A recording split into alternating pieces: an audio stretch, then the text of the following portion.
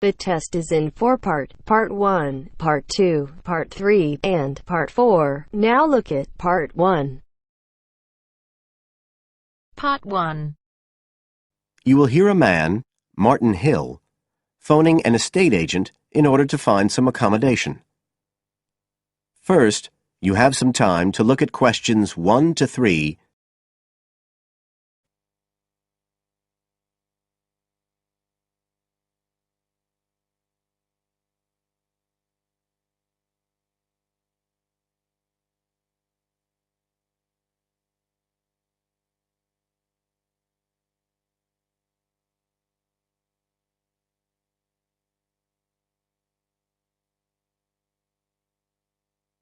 Now we shall begin. You should answer the questions as you listen, because you will not hear the recording a second time.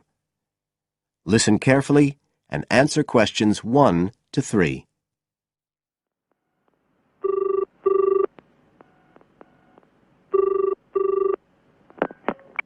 Hello, Brindle's estate agents here. How may I help you? Oh, good morning. I'm ringing to see what flats you have for rent at the moment. Right. Can I start by just taking your name, Mr. Hill. Martin Hill. Right. And are you looking for a flat for yourself or, a family, perhaps? Well, it's for 3 of us, myself and 2 friends. We're going to share together. I see. What about employment? Are you all students? Oh, no, we've all got full-time jobs. 2 of us work in the central bank, that's Chris and me, and Phil, that's the other one, is working for Hallam Cars, you know, at the factory about 2 miles out of town. I'll put you down as young professionals then. And I suppose you'll be looking for somewhere with 3 bedrooms? Yeah, at least 3. But actually, we'd rather have a 4th room as well, if we can afford it, for friends staying over and stuff. Is that with a living room to share, plus kitchen and bathroom? Yeah, that sounds good. But we must have a bathroom with a shower. We don't mind about having a bath, but the shower's crucial. OK, I'll just key that in. And are you interested in any particular area? Well, the city centre would be good for me and Chris, so that's our first preference. But we'd consider anything in the west suburbs as well, really. Actually, for Phil, that'd be better, but he knows he's outnumbered. But we aren't interested in the north or the east of the city. OK, I'm just getting up all the flats on our books. Now you have some time to look at questions 4 to 10.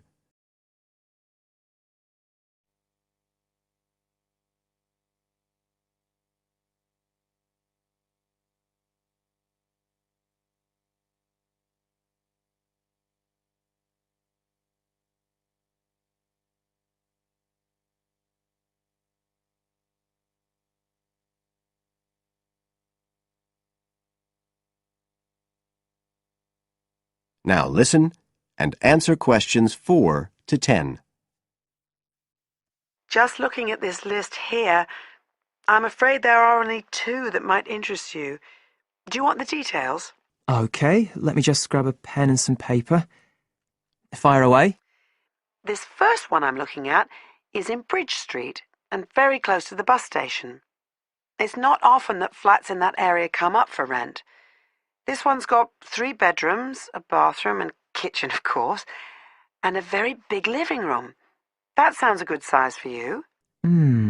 So what about the rent? How much is it a month? The good news is that it's only £450 a month. Rents in that area usually reach up to £650 a month, but the landlord obviously wants to get a tenant quickly. Yeah, it sounds like a bit of a bargain. What about transport for Phil? Well, there'll be plenty of buses, so no problem for him to use public transport. But unfortunately there isn't a shower in the flat, and that location is likely to be noisy, of course. OK, what about the other place? Let's see. Oh, yes.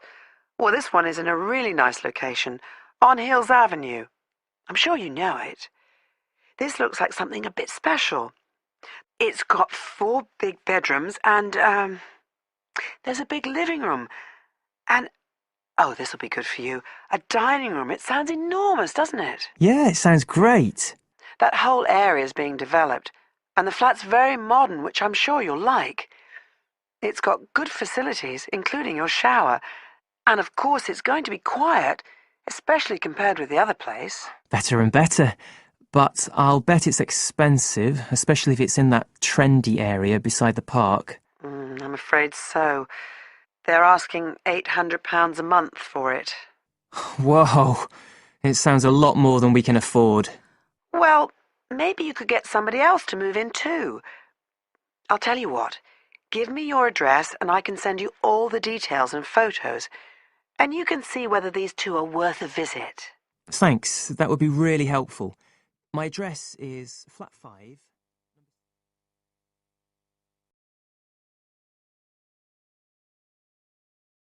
That is the end of part 1. You now have half a minute to check your answers.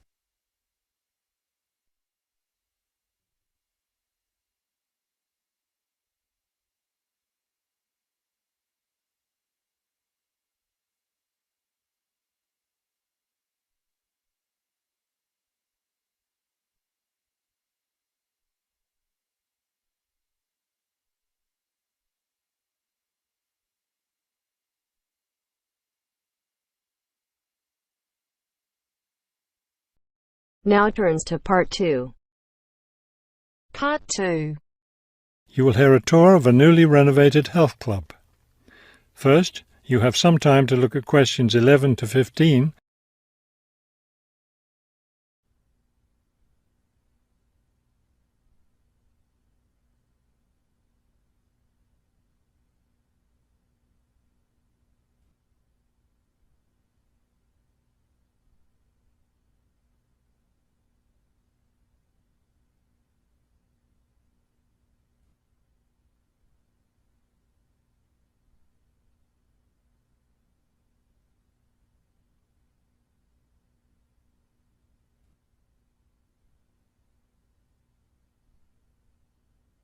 As you listen to the first part of the talk, answer questions 11 to 15.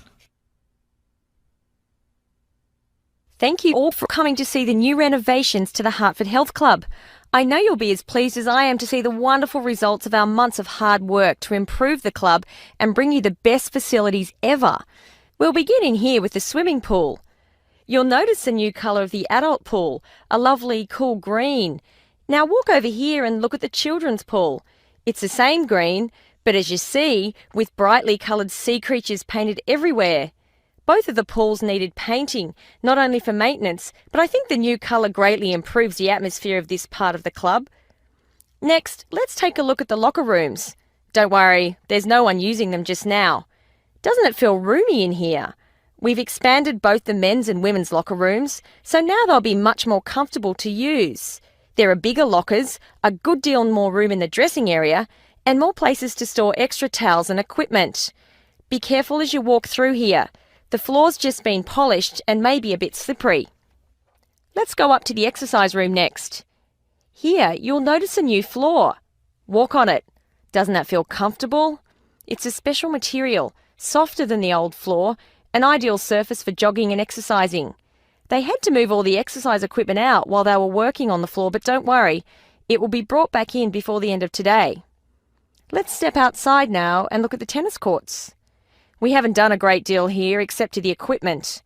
We replaced all the nets and the ball throwing machine. Otherwise, everything is the same as it was before.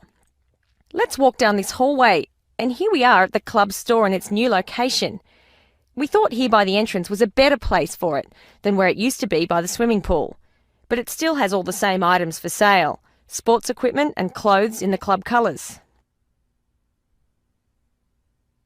Before you hear the rest of the talk, you have some time to look at questions 16 to 20.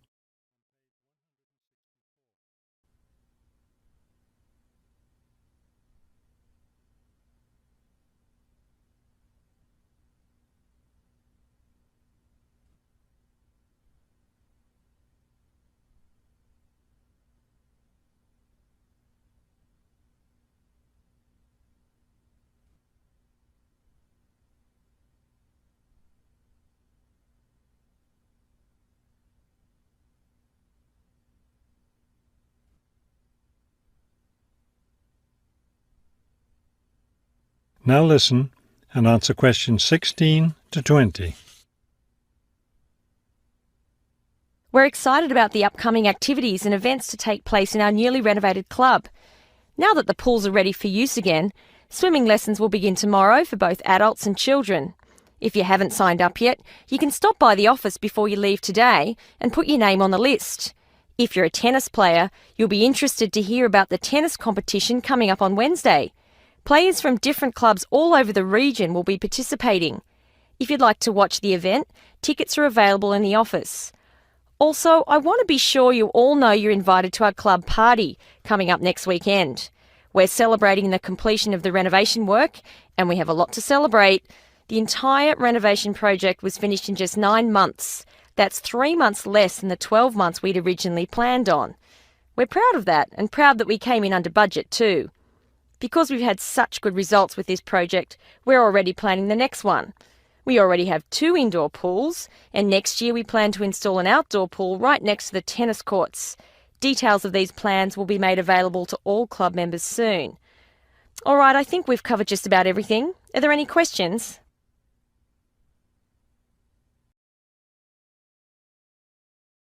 That is the end of part 2. You now have half a minute to check your answers.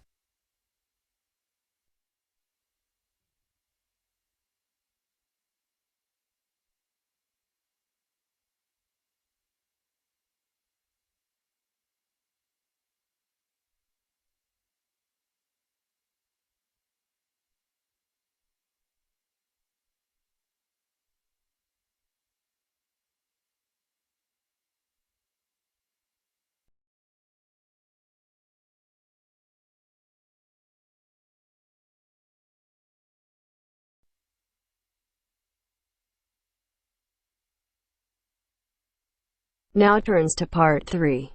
Part 3. You will hear a lecture about the history of the tomato. First, you have some time to look at questions 21 to 25.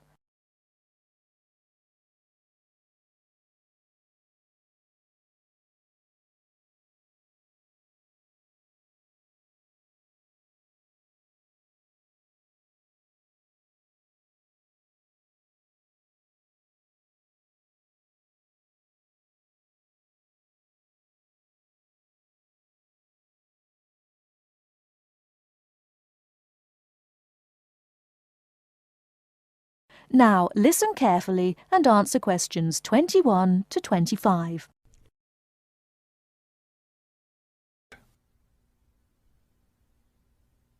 The tomato is a popular vegetable, which figures in the cuisine of many countries around the world. It is particularly prominent in Italian cooking, but it was unknown in Europe until Spanish explorers brought it back from the Americas. The tomato originated in the highlands of Peru. From there, it eventually found its way to Mexico, where it was cultivated by the Aztecs. The Aztec tomato wasn't the large red vegetable we know today. Rather, it was small and yellow. When this small round fruit arrived in Italy, it was named golden apple for its bright yellow color. You'll notice I just called it a fruit. That's because a tomato is botanically a fruit, even though most everyone calls it a vegetable.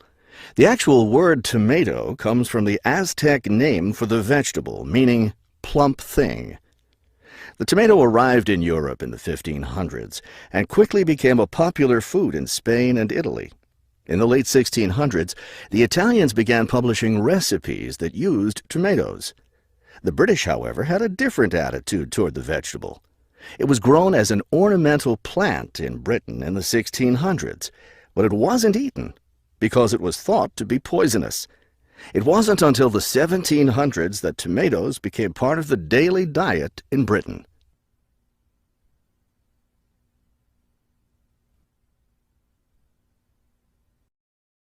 Before you hear the rest of the talk, you have some time to look at questions 26 to 30.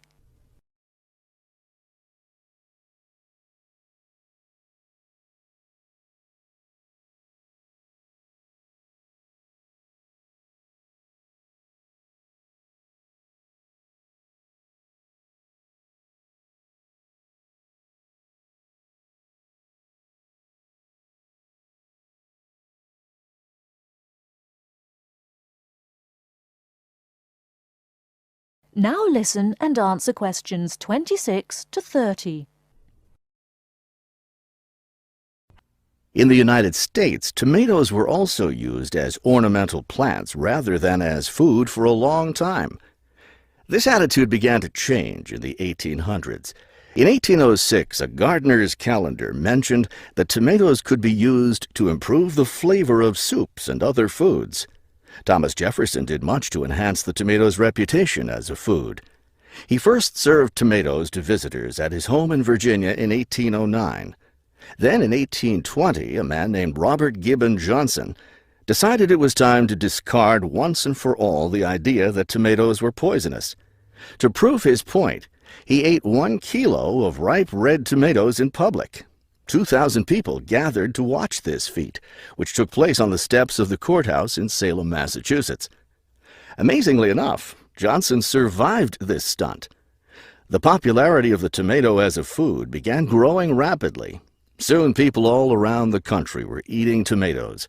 By the 1830s, American newspapers and magazines were publishing thousands of tomato recipes. However, all those recipes involved using tomatoes in some cooked form. Tomato salads and sandwiches were still unknown. It wasn't until a century later, in the 1930s, that it became popular for people to eat raw tomatoes. That is the end of part 3. You now have half a minute to check your answers.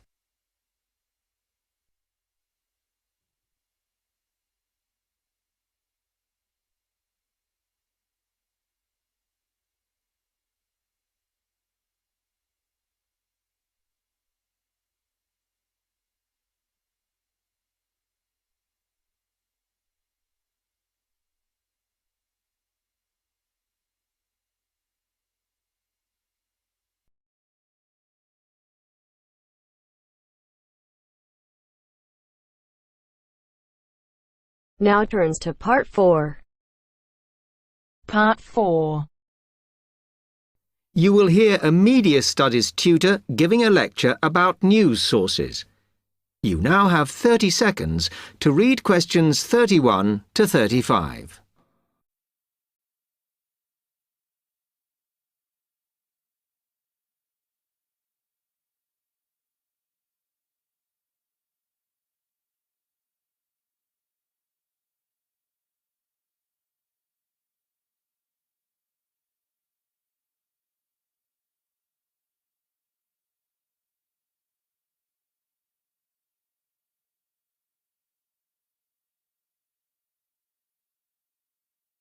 Okay, now many of you will have heard about the predicted death of newspapers, as people increasingly access the TV and the Internet for their news.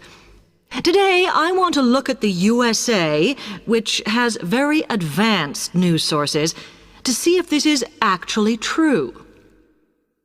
In the USA, the main news sources without doubt are TV, the Internet, and the press. That is, traditional newspapers. And although they are each surviving and growing, they are also changing.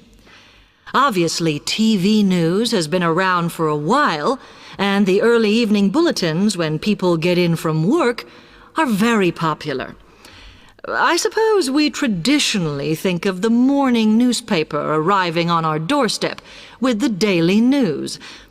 Interestingly, this is not borne out by the statistics, which show that readership in the U.S. is much higher when people have time to relax, when they're not working, especially on Sundays.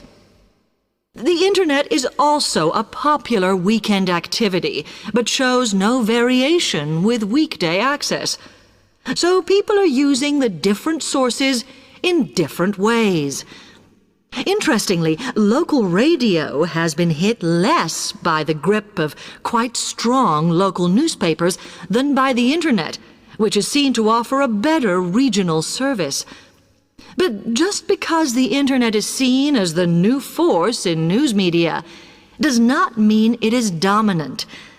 Television has, of course, been global for a while. But now technological changes, which have fueled the rise of online news, have also allowed newspapers to print and distribute editions across the world.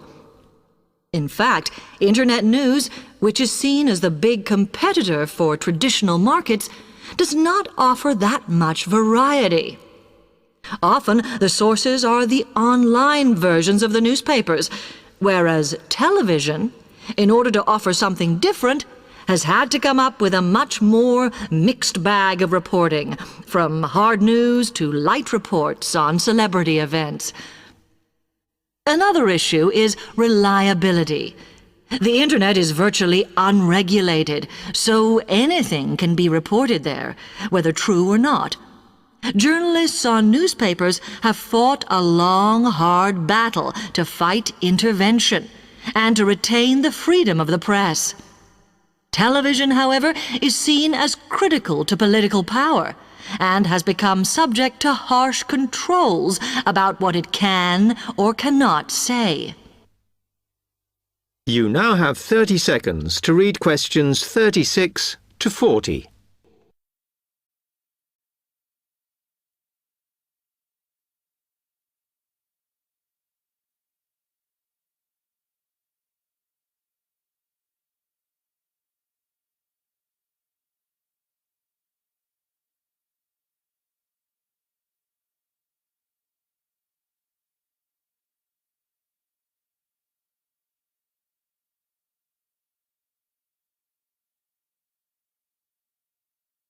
Now, one very critical factor in keeping newspapers alive and well in the USA has been their approach to advertising. Obviously, newspapers are heavily dependent on advertising revenue, and they have become more and more imaginative in what they offer, in order to make sure that advertisers use them and not other news sources. This has meant that, contrary to popular belief, newspapers now have a significantly higher profit margin than the rest of American industry. So, how have they managed to raise advertising revenue in this way? Well, they have put a lot of effort into developing and maintaining a very strong association with the retail trade. And they've come up with a winner. A critical tool in their sales plan has been suggesting that the adverts they run can have vouchers. This has been enormously effective because they have found that not only do more people buy the paper to get the discounts, but also that this inevitably means much higher sales for the clients who advertised. As well as doing this, the newspapers have also introduced aggressive sales campaigns over the last few years. This has resulted in a significant and continuing rise in the number of advertisers prepared to pay the extra for full-page ads. So, what I would like to move on to...